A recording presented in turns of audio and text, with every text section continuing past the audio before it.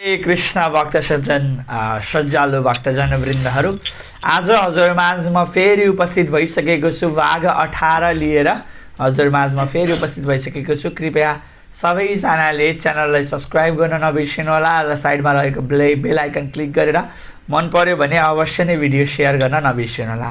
हजुरमाझमा आज भाग 18 लिएर उपस्थित भएको छु है त। 18 लिए उपस्थित भएको छु। त्योभन्दा अगाडि हामी छोटो कीर्तन गरौँ, त्यसपछि हामी भाग 18 मा प्रस्थान गर्नेछौँ है त। जय राधा माधव कुञ्ज विहारी गोपीजन वल्लभ गिरिवरधारी। जय राधा माधव कुञ्ज विहारी गोपीजन वल्लभ गिरिवरधारी। यशोदानन्दन व्रज रञ्जन यमुना तीरवनचारी। यशोदानन्दन व्रज रञ्जन यमुना तीरवनचारी। जय राधा माधव कुञ्ज विहारी गोपीजन वल्लभ गिरिवरधारी। जय राधा माधव कुञ्ज विहारी गोपीजन वल्लभ गिरिवरधारी। यशोदानन्दन व्रज रञ्जन यमुना तीरवनचारी। हरे कृष्ण कृष्ण कृष्ण हरे हरे, हरे राम राम राम हरे हरे। हरे कृष्ण कृष्ण कृष्ण हरे हरे, हरे राम राम राम हरे हरे। हरे कृष्ण कृष्ण कृष्ण हरे हरे, हरे राम राम राम हरे हरे। हरे कृष्ण कृष्ण कृष्ण हरे हरे, हरे राम राम हरे हरे। हरे कृष्ण कृष्ण कृष्ण हरे हरे, हरे राम राम राम हरे हरे। हरे कृष्ण कृष्ण कृष्ण हरे हरे, हरे राम राम राम हरे हरे।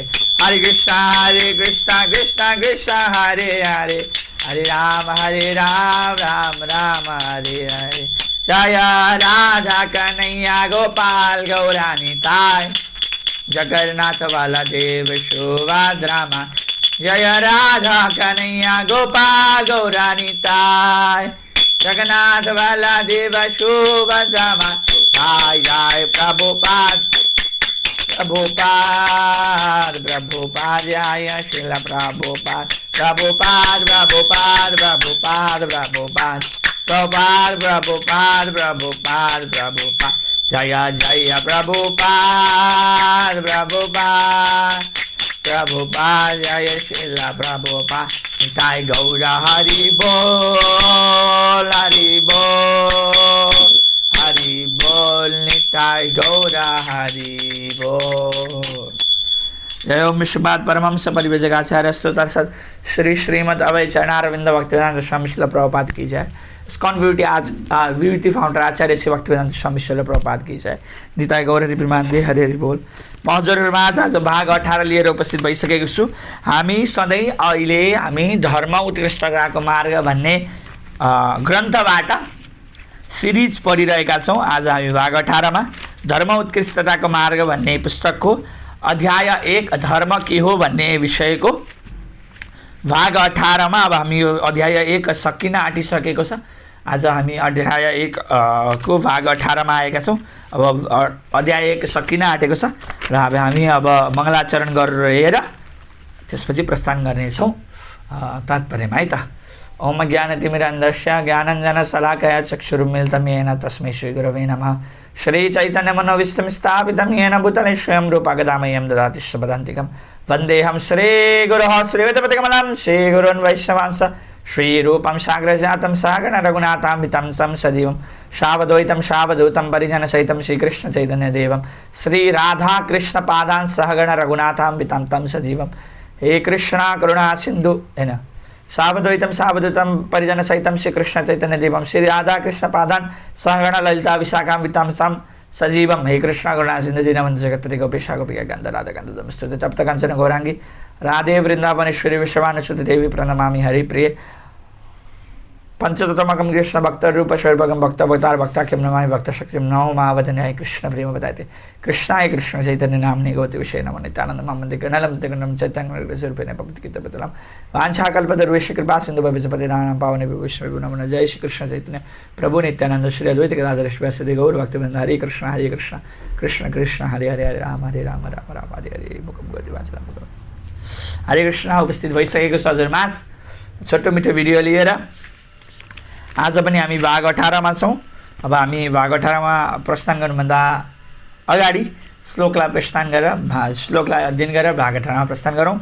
सबै पुंसां परो धर्मो यतो भक्तिरधोक्षजे अहैतोक्य अप्रत्ययता ययात्मा सुप्रसिद्धति। सम्पूर्ण मानव समाजको सर्वोच्च कर्तव्य धर्म भनेको भगवान प्रति गरिने प्रेम भक्तिले युक्त सेवा हो। त्यस्तो प्रेम भक्ति निस्वार्थ निरन्तर र भगवानलाई सन्तुष्ट पार्नका लागि हुनुपर्दछ भनेर श्रीमद् भागवत प्रथम स्कन्ध द्वितीय अध्यायको 6औं नमस्तकमा वर्णन गरिएको छ। अब त्यो हामी अब भाग 18 मा अस्ति हामीले कहाँसम्म पढ्यौँ त्यहाँबाट अगाडि बढ्नेछौँ।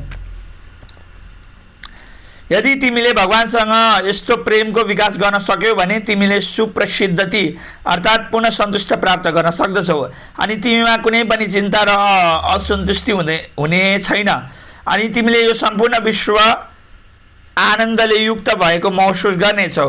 विश्वपूर्ण सुखायते। त्यसैले सबैभन्दा उत्तम धर्म भनेको उसले जसले मानिसलाई भगवानसँगको प्रेम गर्न सिकाउँछ। सबैभन्दा उत्तम परोपकार भनेको त्यो हो जसले यो ज्ञान सबैलाई वितरण गर्दछ। यो फेरि सुन्नु है भक्त सज्जनवृन्दहरू। त्यसैले सबैभन्दा उत्तम धर्म भनेको जसले मानिसलाई भगवानसँग प्रेम गर्न सिकाउँछ। सबैभन्दा उत्तम परोपकार भनेको त्यो हो जसले यो ज्ञान सबैलाई वितरण गर्दछ। कृष्ण भावनामृत आन्दोलनको मुख्य उद्देश्य भनेको नै यही हो।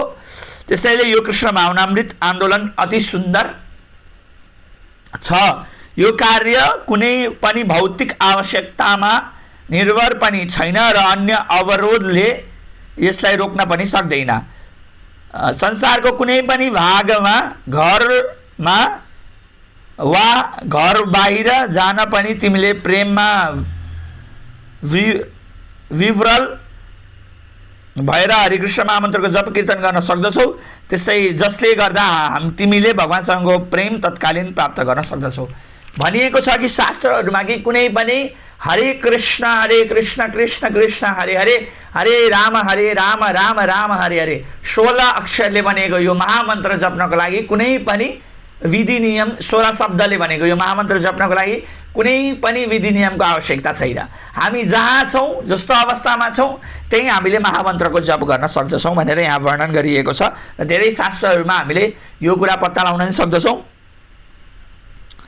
यो सबैभन्दा उत्कृष्टको धर्म भनेको चाहिँ कसैले भगवान प्रति हाम्रो प्रेम के हो भन्ने कुरालाई जान्न खोज्दछ र भगवानप्रतिको हाम्रो प्रेमको बारेमा उसले अध्ययन गर्दछ। उसले त्यो कुरामा उसको जिज्ञासा छ भने चाहिँ त्यो चाहिँ सर्वोत्कृष्ट धर्म भनेर मानिएको छ। र अर्को कुरा परोपकार भनेर केलाई भनिन्छ? तपाईँले कृष्ण भावनामृतसँग मतलब कृष्णको प्रेम सम्बन्धको हाम्रो भगवानसँगको प्रेम सम्बन्धको बारेमा कसैलाई गएर भन्नुहुन्छ भने त्यो चाहिँ एकदमै ठुलो परोपकार भनेर मानिने गर्दछ भनिएको छ।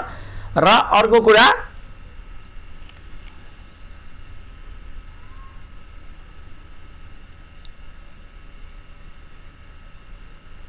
र कृष्ण भावनामृतसँग यो चाहिँ एकदमै सुन्दर छ, अति सुन्दर छ किन यसले एकदम परोपकार काम गरिरहेको छ। हाम्रो भगवानप्रतिको सम्बन्ध के छ भन्ने कुरा सबैलाई बुझाउँदछ। र अर्को कुरा यो चाहिँ कुनै पनि भौतिक आवश्यकतामा निर्भर छैन। यो कृष्ण भावनामृतसँग कुनै पनि भौतिक आवश्यकतामा निर्भर छैन। त्यसै कारणले यो निरन्तर रूपमा चलिरहन्छ। र अर्को कुरा हजुरमाझ मैले भन्न चाहेँ आज खुसीको खबर छ। हामीले प्रथम अध्याय धर्म के हो भन्ने प्रथम अध्याय हामीले समाप्त आज यहीँ गरिसकेका छौँ। आज हामीले धर्म उत्कृष्टताको मार्ग भन्ने पुस्तकको प्रथम अध्यायको भाग 18 लगाएर हामीले यसलाई सक्यौँ।